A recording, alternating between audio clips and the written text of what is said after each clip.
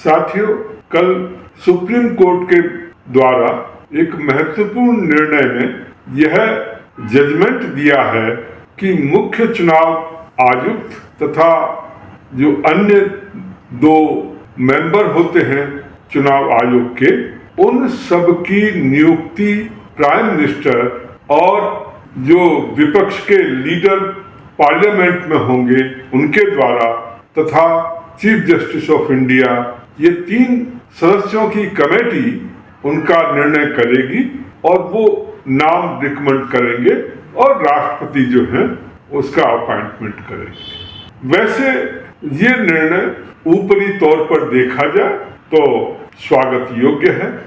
हम भी चाहते हैं कि मुख्य चुनाव आयुक्त और उसके जो मेंबर हैं वो निष्पक्ष हों, उनकी कार्य प्रणाली किसी को फेवर करने वाली ना हो, ये हमारी भी चिंता है। और अधिकांश विपक्षी पार्टियों ने इसको बड़ा महत्वपूर्ण डिसीजन बताया है, महत्वपूर्ण निर्णय बताया है कि इससे जो लोकतांत्रिक प्रक्रिया को अच्छा बनाने में सुविधा होगी। परंतु साथियों, मुझे थोड़ा सा इस विषय में मुख्य चुनाव आयोग के बारे में जो निर्णय दिया गया है उस पर थोड़ा संदेह पैदा होता है। आखिर इसमें चीफ जस्टिस ऑफ इंडिया या सुप्रीम कोर्ट के जो माननीय मुख्य न्यायाधीश हैं उनकी सदस्यता के रूप में क्या आवश्यकता है और क्यों उनको होना चाहिए। एक तरफ वो सुप्रीम कोर्ट की जो उसकी निष्पक्षता है उसको बनाए रखने के लिए उन्होंने अपना कॉलेजियम सिस्टम बनाया हुआ और कुछ जजेस मिलकर के बैठते हैं और आपस में एक दूसरे के जो हैं, जो उनके अपने परिचित होते हैं, जो अपने जानकार होते हैं, उनको जज बना देते हैं, उनको प्रमोट कर देते हैं। पूरा सिस्टम जो है वो इनके हाथों में है। यहां जब इनके पास एब्सोल्यूट पावर है तो इस पर कोई उंगली नहीं उठाता, न उंगली उठाना चाहता है और इसको जो है कोर्ट की निष्पक्षता माना जाता है। दूसरी तरफ यदि प्राइम मिनिस्टर या एग्जीक्यूटिव यदि चुनाव आयोग और उसके सदस्यों की नियुक्ति करते हैं तो उस पर आपको संदेह होता है। जैसा आप मुख्य चुनाव आयोग के बारे में और उसके सदस्यों के बारे में जो प्रक्रिया निर्धारित कर रहे हैं, वही प्रक्रिया जो सुप्रीम कोर्ट के जज या हाई कोर्ट के जज, उनके अपॉइंटमेंट्स, उनके प्रमोशन में क्यों नहीं लागू कर दी जाती। कि वहां पर चीफ जस्टिस ऑफ इंडिया भी होंगे, प्राइम मिनिस्टर होंगे और विपक्ष का नेता जो है वो भी होगा और ये तीनों मिलकर के उसको डिसाइड करेंगे। एक तरफ तो आप अपने सिस्टम को निष्पक्ष बनाने के लिए या इलेक्शन कमीशन को या उनके मेंबर्स को निष्पक्ष बनाने के लिए आप इधर की डिमांड कर रहे हैं और अपने बारे में जबकि आपकी इतनी आलोचना हो रही है और सारे लोग कह रहे हैं कि ये गलत तरीका है और इसके कारण ये जो एक प्रकार का जो निष्पक्षता है वो खत्म हो जाती है और न्याय प्रणाली में भाई भतीजावाद चल रहा है कि जैसे वर्तमान जो सीजेआई हैं उनके पिताजी कभी सीजेआई हुआ करते थे सुप्रीम कोर्ट के। अरे भाई ये कैसे आ गए, दूसरे क्यों नहीं आ पाए।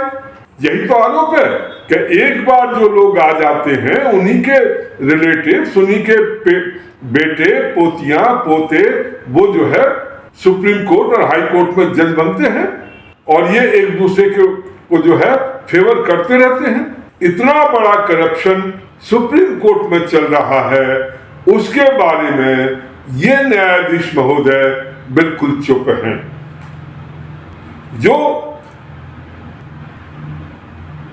सुप्रीम कोर्ट की जो कमेटी बनी हुई थी, जो बेंच बनी हुई थी के जो सबके नेतृत्व में उन्हें सारा जो है गलत दिखाई दे रहा है।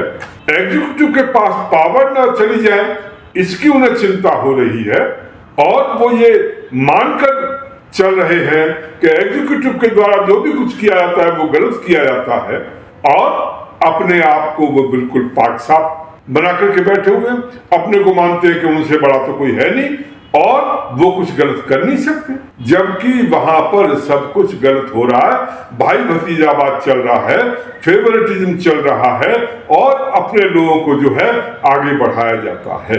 और एक बात और देखिए कि जब ये कहा गया इसके पीछे क्या कारण बता रहे हैं, करें core values of the constitution including democracy and rule of law are being undermined. करें जो कोर वैल्यू है संविधान की, वो क्या है, डेमोक्रेसी और रूल ऑफ लॉ, उसको जो है कमजोर किया जा रहा है। ये क्या तरीका हुआ, अपने आप जो भी मन में आया आपने कह दिया किसी के बारे में। तो ये जो तरीका है ये अपने आप में बहुत गलत है।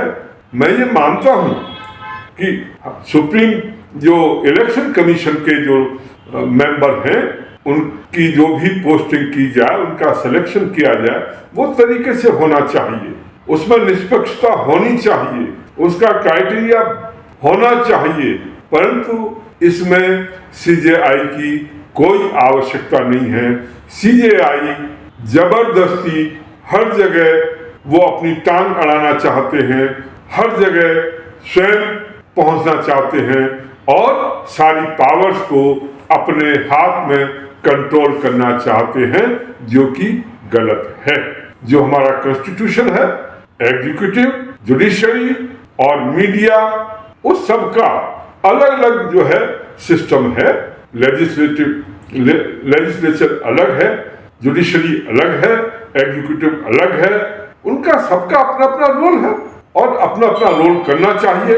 एक दूसरे के उसमें जाकर के और सब जगह कंट्रोल करने की कोशिश करना ये बहुत गलत तरीका है और हम समझते हैं कि इसके कारण से जुडिशरी जो है वो अपनी पावर्स बढ़ाना चाहती है, हर क्षेत्र में जो है वो इंटरफेरेंस करना चाहती है, जो कि कल को ये कहेंगे कि प्राइम मिनिस्टर के सिलेक्शन में भी जो है वो सुप्रीम कोर्ट जो है या उनके जज जो है वो निर्णय करेंगे।